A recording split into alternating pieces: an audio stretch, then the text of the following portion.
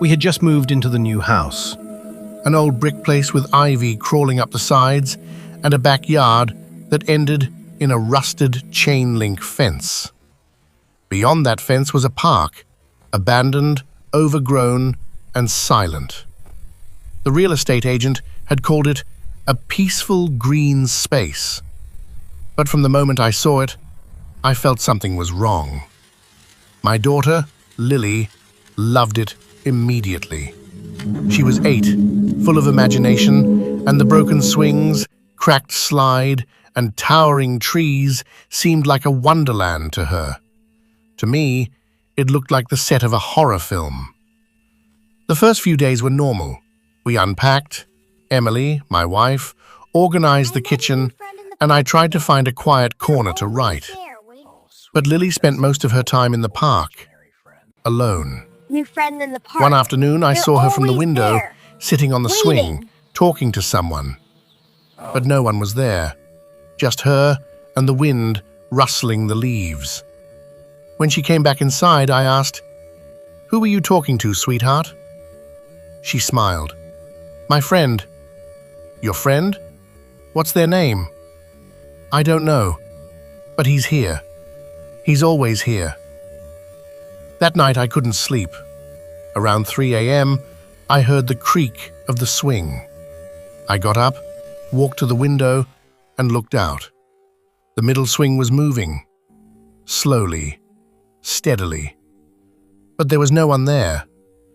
The next morning, I asked Lily again, "What did your friend say?" She replied, "He said he used to live here, but now he can't leave because no one ever found him."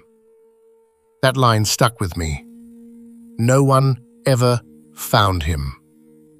I sat down at my laptop and started searching. I typed in the name of the neighborhood and missing child.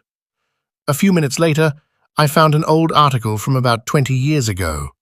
The headline read, "Boy missing in local park. Search yields no results." His name was Nicholas, 7 years old. Last seen riding his bike in the park. No body, no clues, just his bike found lying on its side near the middle swing. I felt a chill crawl up my spine. That night, Lily said, "Nicky's sad. He says no one hears him. He's been waiting a long time." "Waiting for what?" I asked. She whispered, "For someone to find him, so he can go." But a few days later, Lily began to change. She stopped going to the park. She barely ate. She had nightmares. One night, I heard her whispering in her sleep, "He's angry. He says if you don't find him, he'll take me instead." I sat up in bed, heart pounding. "Who, Lily?" She opened her eyes, red and tired. "Nicky. He said you promised." That night, I went to the park. I took a flashlight and walked toward the swings. The fog was thick, curling around my legs. The middle swing sat still, but the ground beneath it felt soft. I knelt down and started digging. A few inches down, I hit wood, a rotting plank. Beneath it, a rusted metal hatch. I pried it open. The smell hit me like a wall, damp, mold, and something else. Something dead.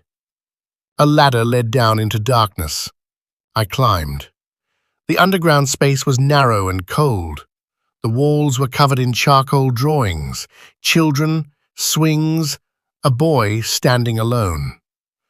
At the end of the tunnel was a wooden door. I pushed it open.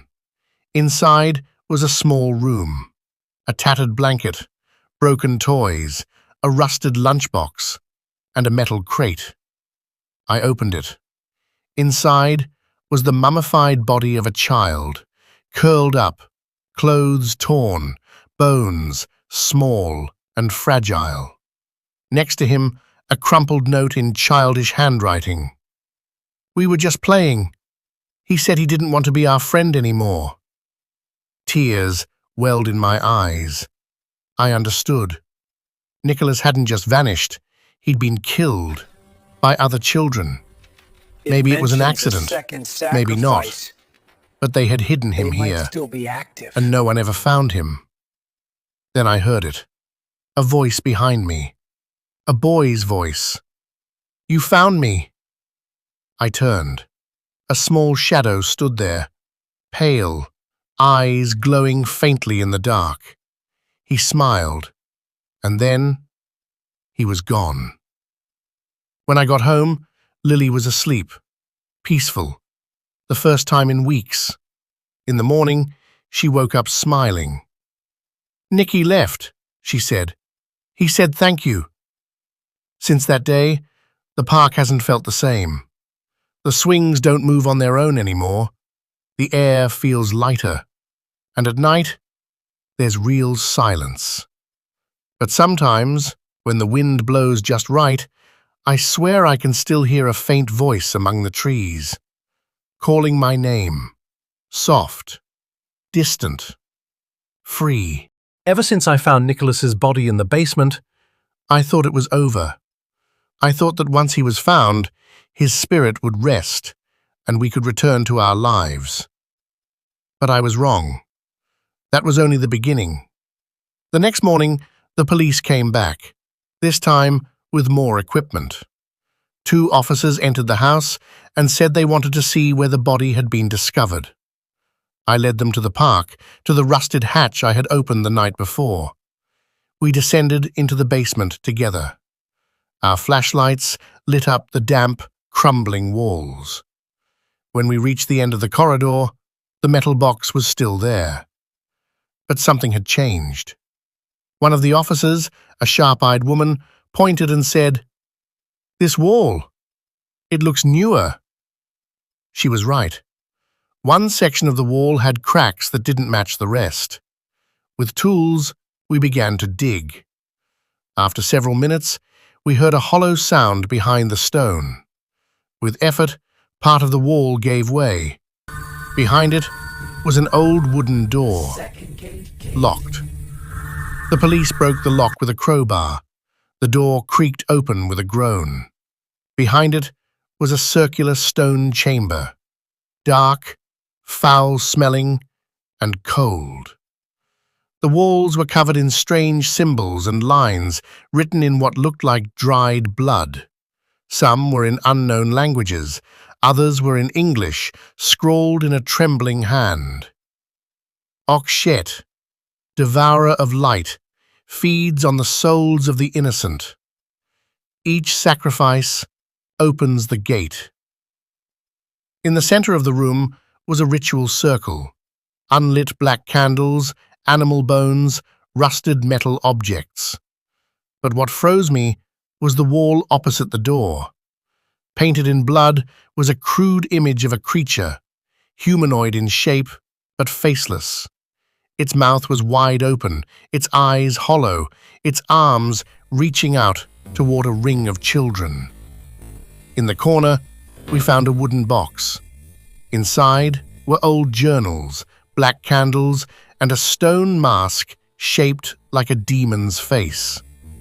One of the journals had a page marked, "To awaken Okshet, 3 pure souls must be offered.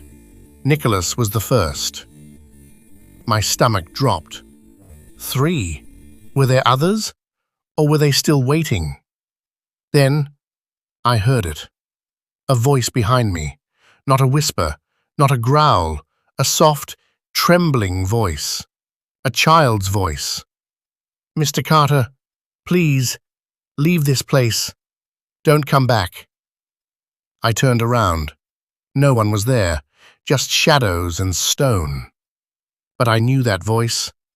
It was Nicholas. I stood frozen. My hands were shaking. He The said officers were thank still you for examining the listening. bones, unaware. But I couldn't stay another second. I ran. Up the stairs, out of the basement, slammed the hatch shut and locked it. When I got to Lily's room, she was asleep, peaceful.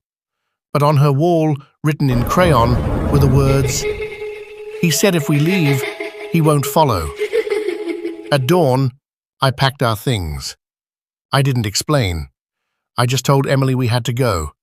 Now. No questions. As we pulled away from the house, Lily looked back through the car window. She smiled faintly and whispered, "He said thank you for listening." And I just kept driving. No destination, just away. Away from that house, away from that park, away from that door.